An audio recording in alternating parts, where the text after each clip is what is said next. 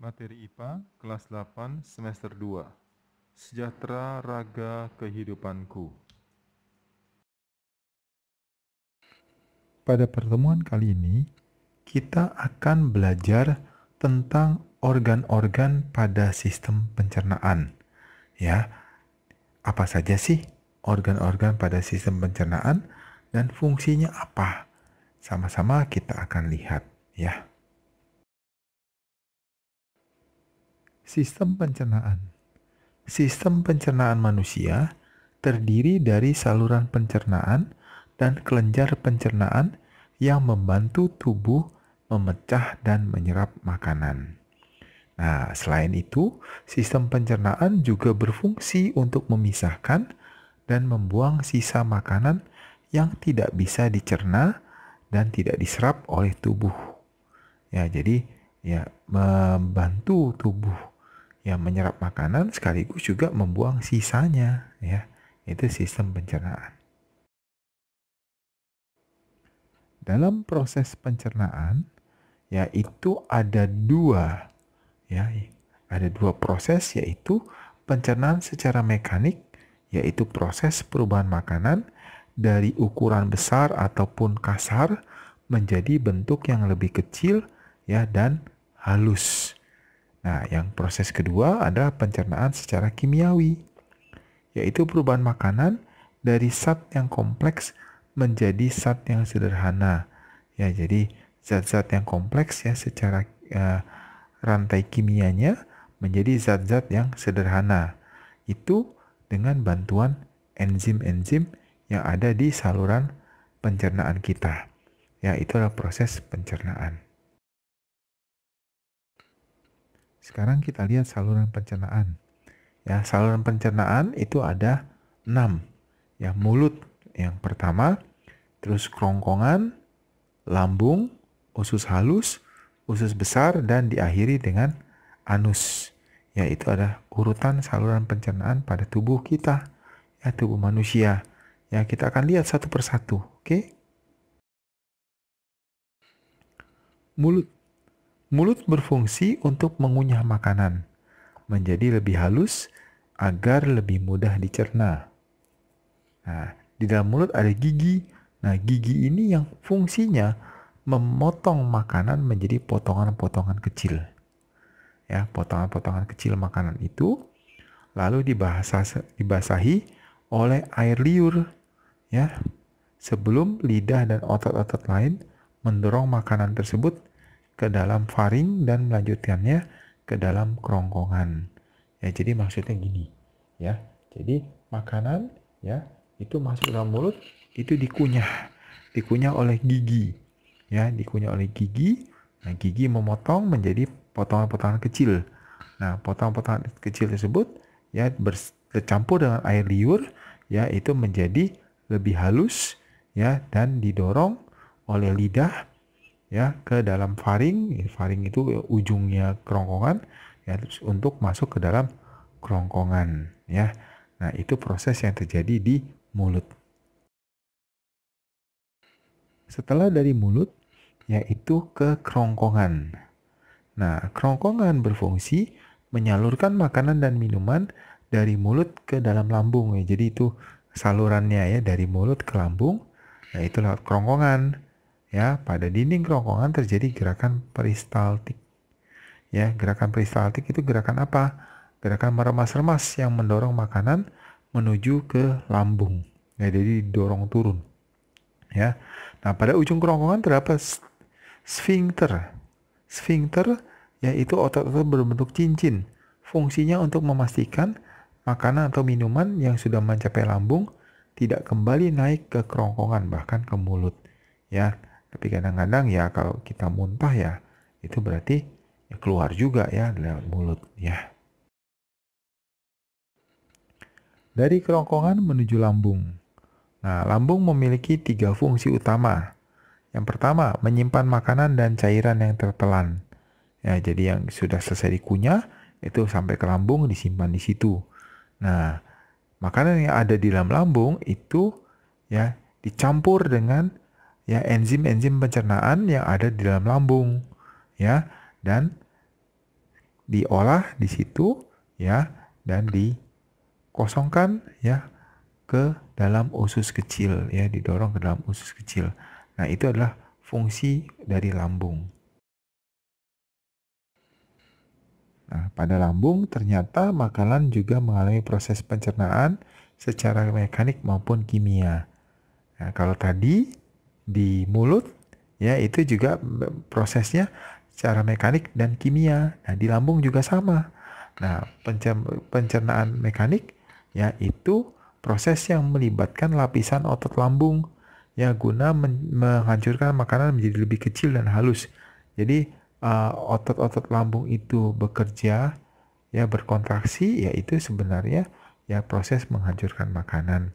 Nah, pencernaan kimiawi di dalam lambung itu adalah ya menggunakan asam lambung, enzim-enzim pencernaan serta hormon pencernaan lainnya.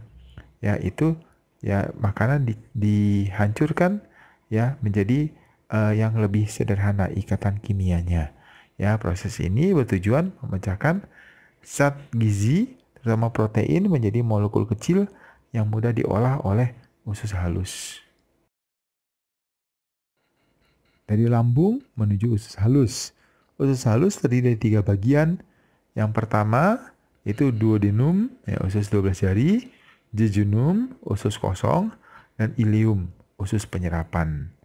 Ya, usus halus tuh ya. Nah, duodenum bertanggung jawab untuk melanjutkan proses pemecahan makanan. Nah, kalau jejunum dan ileum itu bertanggung jawab untuk proses penyerapan nutrisi ke dalam aliran darah. Ya, jadi dari lambung ya masuknya ke duodenum dulu. Nah, itu masih terus ya proses pemecahan makanan. Nah, begitu nyampe di jejunum dan ileum, yaitu prosesnya sudah lebih mengarah ke penyerapan nutrisi. Ya. Dari ileum ya itu masuk ke usus besar ya bagian sekum ya. Usus besar terdiri dari 3 bagian yaitu sekum, kolon, dan rektum ya. Sekum itu yang berhubungan dengan usus halus ya. Nah, ya zat-zat yang sudah masuk ke dalam usus besar, ke dalam sekum itu udah zat-zat yang selesai diserap dari sisa-sisanya ya. Nah, itu sejalan dengan fungsi utama dari usus besar yaitu membuang air dan mineral elektrolit dari ampas makanan yang tidak tercerna. Ya, jadi udah masuk ke usus besar itu udah bagian pembuangan. Nah, ya, lalu membentuk limbah padat yang dapat dikeluarkan itu dengan bantuan bakteri dalam usus besar yaitu E. coli ya, Escherichia coli. Ya, itu di usus besar. Perjalanan zat sisa pencernaan makanan yaitu melalui sekum, kolon, dan rektum akhirnya sampai ke anus. Anus merupakan bagian paling akhir dari saluran pencernaan yang berbatasan langsung dengan lingkungan luar tubuh. Nah, fungsi anus apa sih? Fungsi anus adalah sebagai tempat keluarnya feses. Ya, feses itu ya kotoran manusia. Ya. Nah, otot-ototnya bisa berkontraksi di bawah kendali kita ya untuk mengatur pengeluaran feses ya. Jadi itu kalau sulit ya kita harus mengeluarkan ekstra tenaga ya supaya bisa keluar. Maka dari itu supaya feses kita mudah keluarnya kita harus banyak minum air dan juga banyak makan sayuran yang berserat. Sekarang kita lihat kelenjar pencernaan. Ya, kelenjar pencernaan pada saluran pencernaan kita ya itu ada 3, yaitu ludah atau air liur, itu adanya di mulut ya, terus pankreas ya, terus hati dan kantung empedu. Kita lihat satu persatu ya. Air liur memiliki fungsi yang sangat penting pada sistem pencernaan, yaitu membantu melunakkan makanan ya dan menghasilkan enzim petialin. Ya, jadi selain melunakkan makanan karena dia basah ya, itu juga menghasilkan enzim petialin yang bertugas memecahkan amilum atau zat pati ya, itu atau karbohidrat yang menjadi gula sederhana. Ya, jadi itu fungsi dari air liur ya dalam mulut kita. Jadi makanan-makanan yang keras dan kasar, yaitu dibuat lebih halus, lebih kecil-kecil, yaitu dengan air liur campur gigi ya. Nah, air liur juga mengeluarkan enzim tertentu yang bertugas ya melakukan proses secara kimia, memecahkan karbohidrat kompleks menjadi gula yang lebih sederhana. Selanjutnya pankreas. Pankreas ya itu organ tubuh kita, organ tubuh bagian dalam kita yang bertugas menghasilkan enzim pencernaan ya, yaitu lipase, protease, dan amilase. Ya, enzim tersebut akan dilepaskan oleh pankreas dan ikut bercampur dengan enzim pencernaan dari lambung. Ya. Jadi enzim lipase di situ ya itu berfungsi mencerna lemak menjadi asam lemak. Protease ya protein menjadi asam amino. Amilase yaitu memecah karbohidrat atau amilum menjadi glukosa. Jadi ngafalnya gampang juga ya. Enzim lemak ya lipase. Ya, protein, enzim buat protein yaitu protease. Enzim untuk karbohidrat atau amilum itu amilase ya. Terakhir adalah hati dan kantung empedu. Ya, fungsi hati dalam sistem pencernaan adalah memproses nutrisi yang diserap dari usus kecil, ya, dan juga sebagai detoksifikasi. Jadi menghilangkan racun, ya, mendetoks ya bahan kimia yang beracun. Hati mengeluarkan empedu, ya, yang masuk ke dalam kantong empedu untuk disimpan dan dipekatkan ya, dipekatkan kemudian dilepas ke dalam usus duodenum ya, 12 jari di usus kecil untuk membantu menyerap dan mencerna lemak ya. Jadi empedu ini ya itu untuk mencerna lemak ya. Apa yang kita pelajari? Yang pertama, sistem pencernaan manusia terdiri dari saluran pencernaan dan kelenjar pencernaan.